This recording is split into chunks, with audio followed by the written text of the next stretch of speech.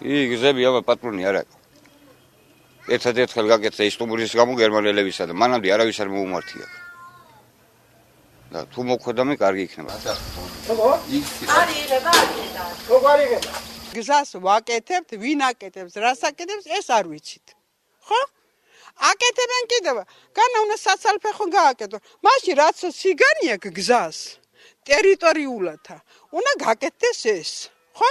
იმიტომ რომ რო აუქციო მანქანა მოდის, იმან გაიარა ასფალტზე და მე გამოვიარე ტლაპოში.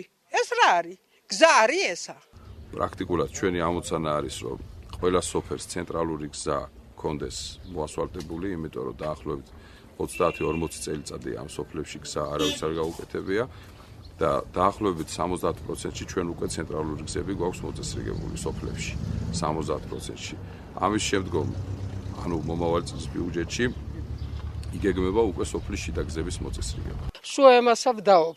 ეხლა ვერ დავდივარ, ეხლა რომ დღე არის და საღამოთი სულ ვერ და ზამთარში ვერ დავდივარ, მთელი 2 თვე სულ სახში ვიყავი.